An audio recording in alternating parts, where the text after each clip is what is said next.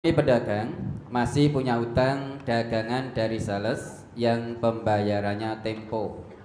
Apakah kami bisa bersedekah atau orang yang bisa bersedekah hanya orang yang tidak punya utang, Ustaz? Bersedekah itu tidak harus tidak punya hutang. Orang bersedekah masih punya hutang boleh tidak? Boleh. Karena sedekah itu bisa menjauhkan kita dari bakhil, kikir, pelit, medit, util. Dan kata Allah, wa may yuqa syuhhan nafsihi faulaika humul muflihun. Barang siapa yang terjaga dirinya dari kekikiran, dari kebakhilan, faulaika humul muflihun. Mereka itulah orang-orang yang beruntung dunia, beruntung akhirat. Faulaika humul muflihun. Sehingga tidak hanya untung dunia saja, dunia akhirat dia akan beruntung. Salah satunya yaitu menjauhkan diri dari kebakhilan, dari kekikiran. Untuk bisa terjaga diri ini dari bakhil dan kikir, maka sedekah. Sedekah tidak harus nunggu kaya dulu. Besok nek wis sugih aku arep sedekah. Tidak harus nunggu kaya.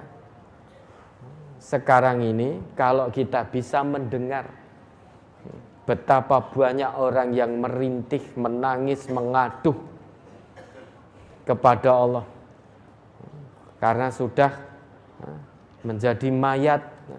Banyak yang di dalam kubur, di alam barzakh, merintih, mengaduh kepada Allah agar dikembalikan ke dunia. Tujuannya agar dia menjadi hamba Allah yang gemar bersedekah. Fa'as-saddaqah wa akum minas solihin. Coba diingat kembali itu ayatnya. Laula akhartani ila ajalin qarib fa'as-saddaqah. Quran surat Al-Munafikun ayat 11. Surat Al-Munafikun surat ke-63 ayat 10 dan 11. Wa anfiqu mimma razaqnakum min qabli an ya'tiya ahadukumul mautu fayaqula rabbi laula akhartani ila ajalin qarib fa asaddaqa wa akum minas solihin wa la yu'akhirallahu nafsan idza jaa ajaluha wallahu khabirum bima ta'malun. Dan belanjakanlah sebagian dari apa yang kami telah berikan kepadamu sebelum datang kematian kepada salah seorang di antara kamu. Lalu ia berkata, ya Tuhanku, mengapa engkau tidak menangguhkan kematianku sampai waktu yang dekat, yang menyebabkan aku dapat bersedekah dan aku termasuk orang-orang yang soleh? Dan Allah sekali-kali tidak akan menangguhkan kematian seseorang apabila datang waktu kematiannya. Dan Allah Maha mengetahui apa yang kamu kerjakan. Maka bersedekahlah sebelum kematian datang. Nanti kalau kematian datang kita akan mengaduh, akan menyesal, memohon kepada Allah, ya Rabb, fayaqula rabbi laula akhartani ila ajalin qarib. Duhai Allah, bisakah engkau tangguhkan kematianku ini barang sejenak saja, agar aku bisa jadi hambamu yang bersedekah. Wa akum minas solihin fa asaddaqa wa akum minas solihin. Jadi penangguhan ajal yang mereka minta kepada Allah tujuannya agar dia bisa bersedekah dulu dan agar dia menjadi hamba Allah yang soleh dulu. Sedekah yang ikhlas itu tanda kesolehan seseorang. Sehingga permohonan tangguh kepada Allah, meskipun permohonannya mustahil terwujud, itu hanya untuk agar dia bersedekah. Apabila sudah jadi hambanya yang bersedekah, matikan ya Allah, matikan aku. Jadi tunda sejenak ya Allah biar aku sedekah. Nanti kalau sudah sedekah, matikan aku. Nah, saat ini berapa banyak di alam barzakh orang yang mengaduh, menyesal, merintih, menangisi. Kenapa dulu waktu hidup di dunia dia bakhil? Kenapa waktu hidup di dunia dia gigir, tidak mau bersedekah? Padahal dia juga ngaku sebagai orang Islam. Orang Islam punya kewajiban dari Allah, wa anfiqu mimma razaqnakum. Infakkanlah, sedekahkanlah mimma razaqnakum, sebagian harta yang kami anugerahkan kepadamu. Sehingga harta kita ini milik Allah, Bapak Ibu. Kita sebagai manusia diciptakan oleh Allah, kemudian dijamin rezeki kita oleh Allah, dan apapun yang kita miliki itu punya Allah. Sehingga harta yang ada pada kita saat ini, entah uang, kendaraan, rumah, pakaian, itu semua milik Allah. Allah hanya titipkan pada kita. Allah yang maha menitipi berpesan pada kita. Salah satu pesannya, ya, infakkanlah, sedekahkanlah sebagian harta yang aku titipkan padamu di jalan-jalan yang Allah ridhoi. Ini ibaratnya panjenengan titip pada seseorang sesuatu, kemudian jenengan kirimkan pesan, ini saya pesen atau titip uang, nanti ya, serahkan untuk infak sabilillah. Tetapi oleh yang jenengan titipi digunakan untuk judi. Dan jenengan tahu kira-kira apa yang terjadi. Tentu jenengan akan marah. Karena kita ini yang dititipi itu hanya manut pada yang nitipi. Allah yang punya segalanya titip sesuatu berupa harta benda kepada kita. Bahkan nyawa kita sekalipun ini titipan Allah. Maka gunakan amwalmu, anfusmu fisabilillah. Gunakan hartamu, nyawamu untuk kepentingan sabilillah. Kalau kita gunakan fisabilis syaiton, di jalan setan, jalan yang tidak Allah ridhoi, maka bukan rahmat yang kita dapatkan, tetapi azab dari Allah. Nauzubillah. Dan di sini permohonannya, laula akhartani ila ajalin qarib fa as-saddaqah. Panjenengan perhatikan di kata fa as-saddaqah, ada dua tasdid berdampingan di situ. Is-saddaqah, yas-saddaqu.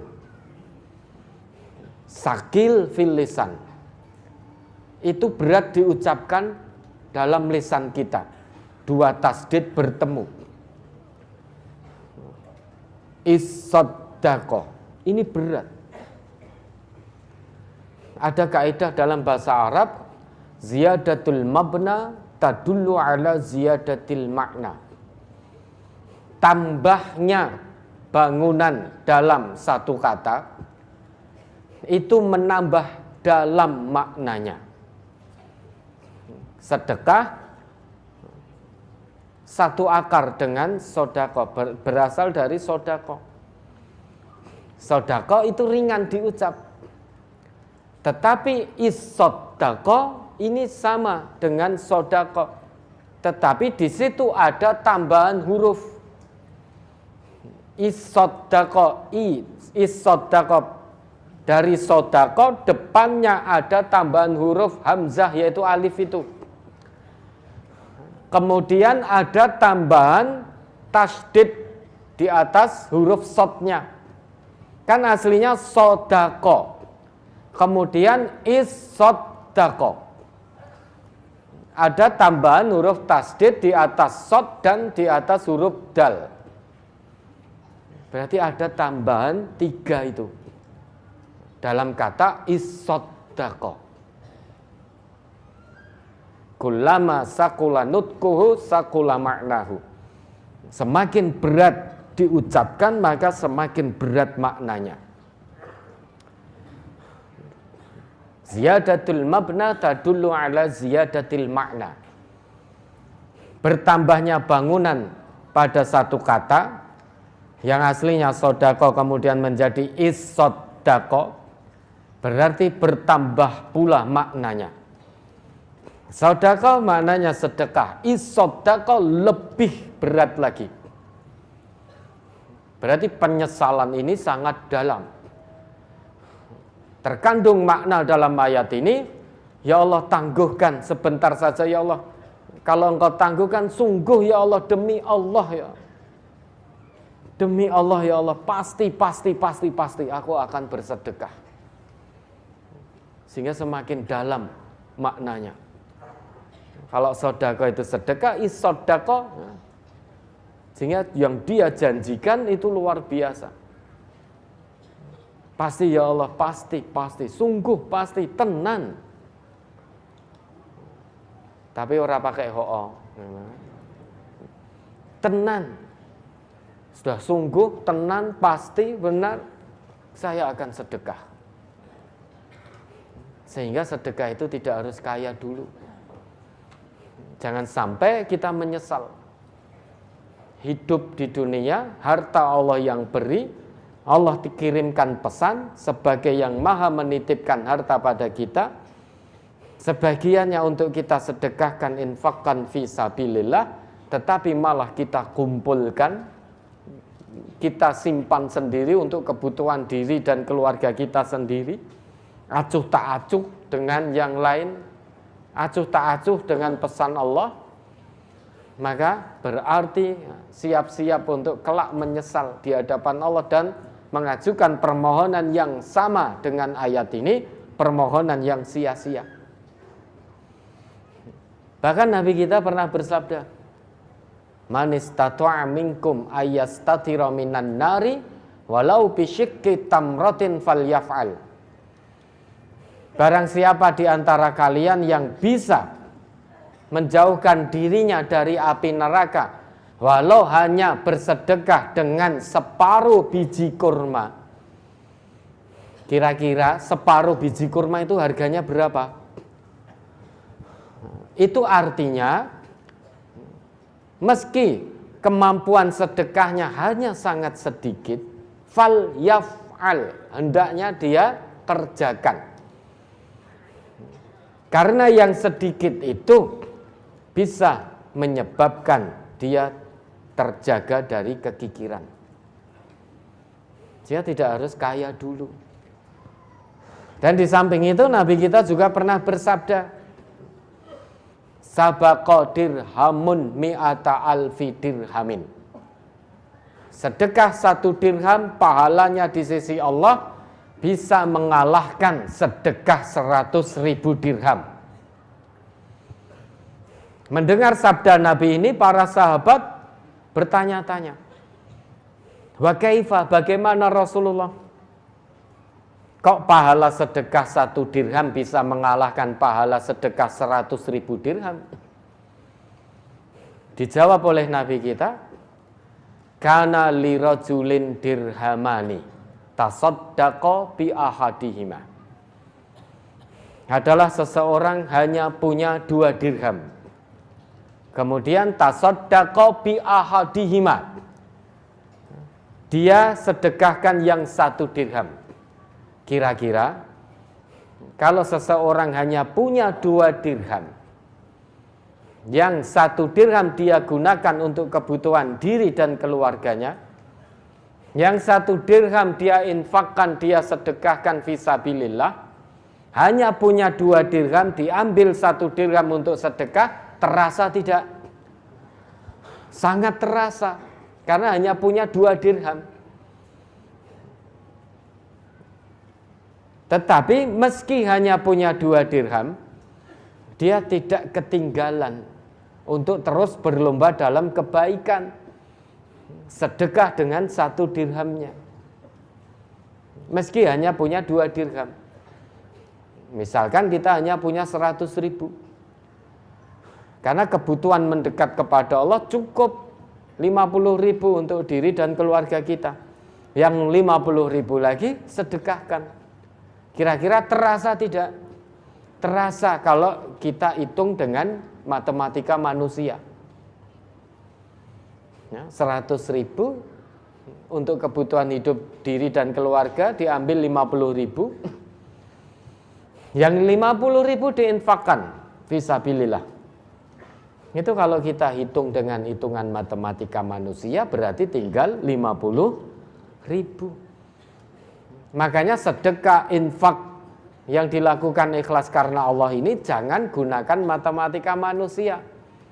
Kalau jenengan mau infak sedekah menggunakan matematika manusia, tidak jadi sedekah, tidak jadi infak. Loh, saya masih hutang kok, lah nek sedekah engko ra iso bayar hutangku. Ini matematika manusia. Matematika manusia itu bikin kita malas kalau urusan sedekah, bikin kita pesimis, bikin kita takut melarat. Padahal yang ngojok-ngojoki kita, menakut-nakuti kita melarat itu setan. Asyaiton ya'idukumul faqr. Setan itu menakut-nakutimu tentang kefakiran, tentang kemelaratan. Kamu punya utang nek kowe sedekah, kowe engko tambah melarat. Maka digunakanlah matematika manusia itu. Kalau matematika manusia memang seperti itu, 100 ribu kelongi min 50 ribu sama dengan 50 ribu. Maka untuk mengamalkan agama, gunakan matematikanya Allah. Kalau matematika Allah, yang namanya sedekah tidak mengurangi harta. Itu jaminan dari Nabi. Mana qasat shadaqatun min mal. Sedekah yang ikhlas karena Allah, itu tidak akan mengurangi harta.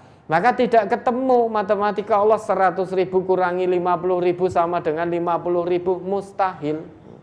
Karena tidak mengurangi harta. Yang ada bertambah dan semakin berkah hartanya. Matematika Allah, wa ma anfaqtum min khairin fa huwa yukhlifuh. Apapun yang baik-baik yang kamu infakkan, kamu sedekahkan ikhlas karena Allah, fa huwa yukhlifuh, Allah yang akan ganti. Itu matematika Allah. Maka 1 dirham pahalanya di sisi Allah mengalahkan yang 100 ribu dirham. Ini berarti matematika Allah yang digunakan. 1 dirham. Orang punya 2 dirham, dia sedekahkan 1 dirham. Tentu akan terasa. Namun karena dia yakin betul pada Allah, yakin pada Rasulullah, tetap dia keluarkan 1 dirham untuk sedekah sabilillah. Beda dengan orang yang punya kekayaan bertumpuk. Wan talaqa rajulun ila urdi malihi. Dan ada orang yang datang ke hartanya yang bertumpuk-tumpuk. Jadi dia punya kekayaan yang bertumpuk, melimpah. Ila urdi malihi, bukan hanya kaya biasa, dia bertumpuk kekayaannya.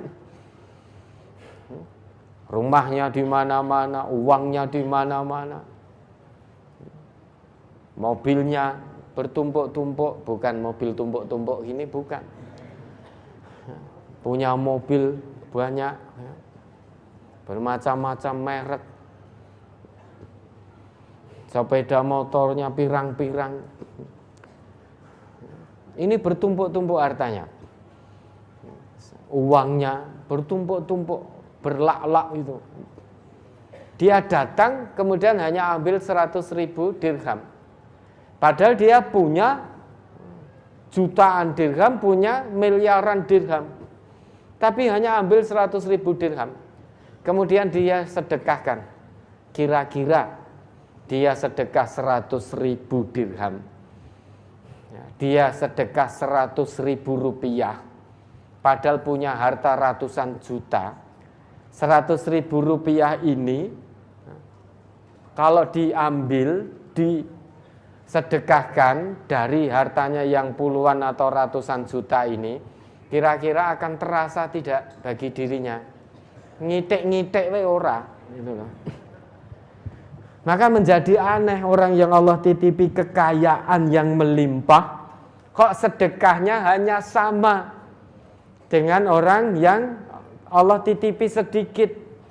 Misalnya buruh atau bapak-bapak saudara-saudara kita yang maisahnya pekerjaannya dengan mengayuh becak.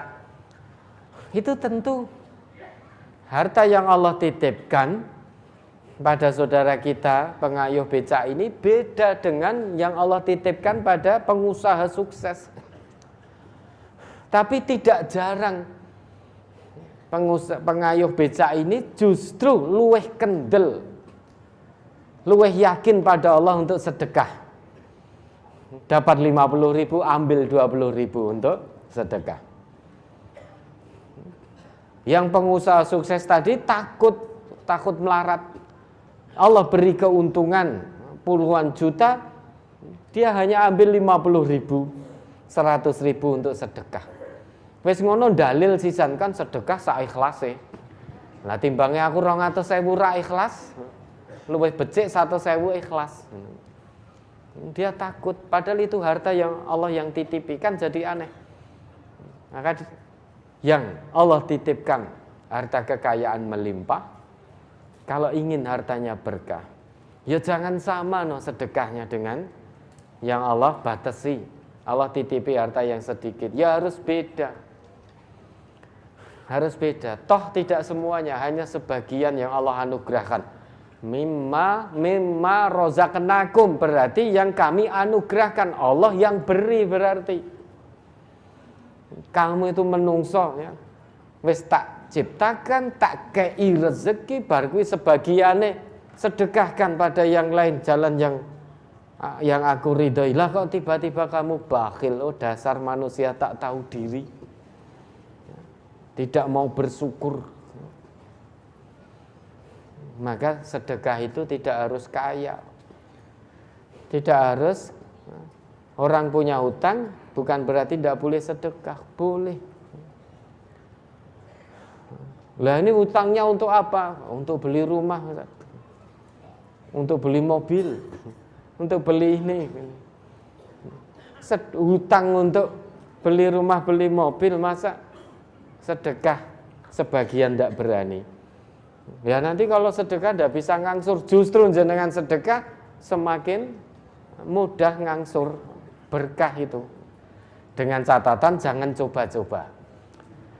Alah apa tenan coba sesuk jatuh tempo coba hari ini tak sedekah. Kalau itu hanya coba-coba, ya ora kelakon. Karena itu harus dilandasi keimanan, keyakinan mutlak kepada Allah. Ya, panjenengan masih punya hutang, boleh sedekah.